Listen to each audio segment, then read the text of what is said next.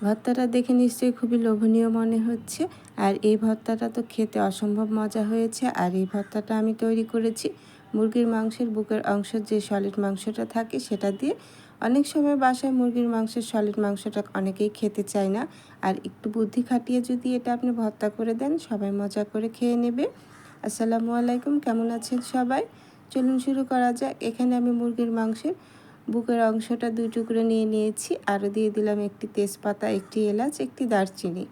আর স্বাদ মতো লবণ, সামান্য পরিমাণ লবণ দিয়েছি। আর হাফ চামচ গোলমরিচের গুঁড়ো দিয়েছি।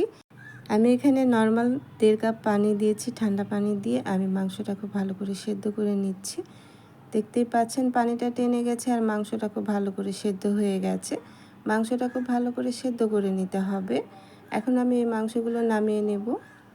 মাংসগুলো নামিয়ে আমি ঠান্ডা করে মাংসগুলো ঝুড়ো করে নিব। আর পানিটা টানিয়ে নিলে মাংসর ভর্তাটা খেতে ভালো লাগবে। এখন একটি ফ্রাই প্যানে আমি রেগুলার রান্নার তেল দিয়েছি 2 টেবিল চামচের মতো। 1 কাপের মতো দিয়ে দিলাম পেঁয়াজ কুচি। 5-6টার মতো দিয়ে দিয়েছি রসুনের কোয়া। আরও দিয়ে দিচ্ছি এখানে আমি 6-7টি কাঁচামরিচ। এখন এগুলো আমি হালকা করে বাদামি করে ভেজে নেব।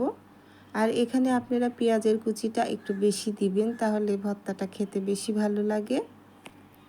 পেঁয়াজগুলো কালার চলে এসেছে, একটু নরম হয়ে গেছে। বাদামি করা যাবে না, একটু নরম করে ভেজে নামিয়ে নিতে হবে। আর এদিক থেকে যে মাংসগুলো ঝোড়া করে নিয়েছি আমি, দেখতে পাচ্ছেন মাংসটা কিন্তু খুব ভালো করে সেদ্ধ করে নিয়েছি।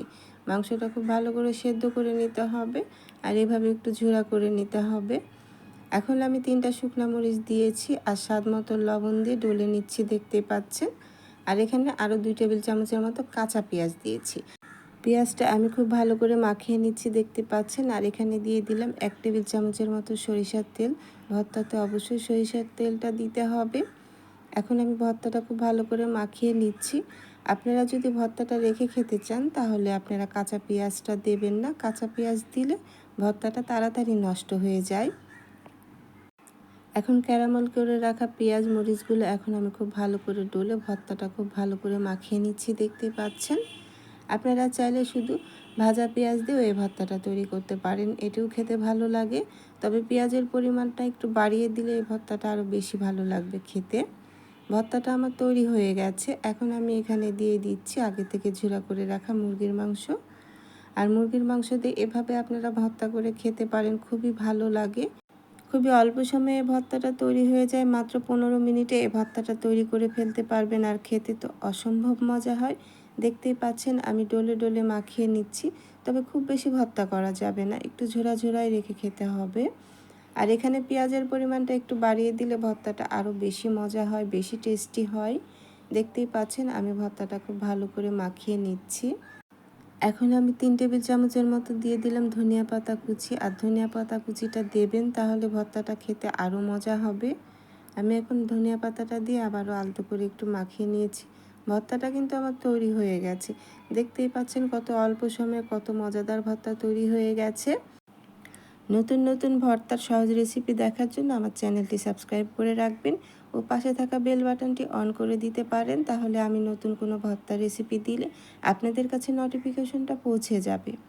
এখন এখানে আমি দিয়ে দেব 1 টেবিল চামচের মতো লেবুর রস। লেবুর রসটা দেওয়ার চেষ্টা করবেন, তাহলে ভর্তাটা খেতে অসম্ভব মজা লাগবে।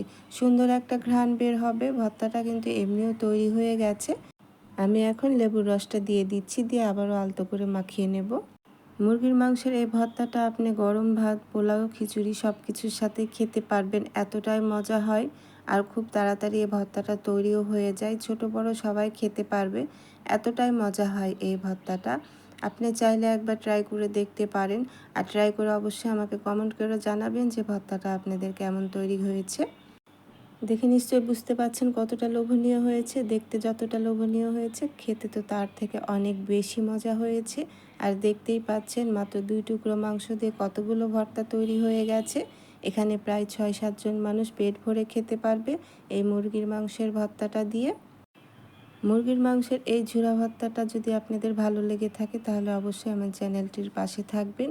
আর যারা ফেসবুক পেজ থেকে দেখছেন, তারা আমার ফেসবুক পেজটি অবশ্যই ফলো দিয়ে রাখবেন ও একটি লাইক, কমেন্ট, শেয়ার করে রাখবেন।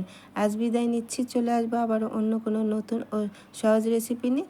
আল্লাহ আপনাদের ভালো রাখুন, সুস্থ রাখুন, ভালো থাকবেন সবাই। আল্লাহ হাফেজ।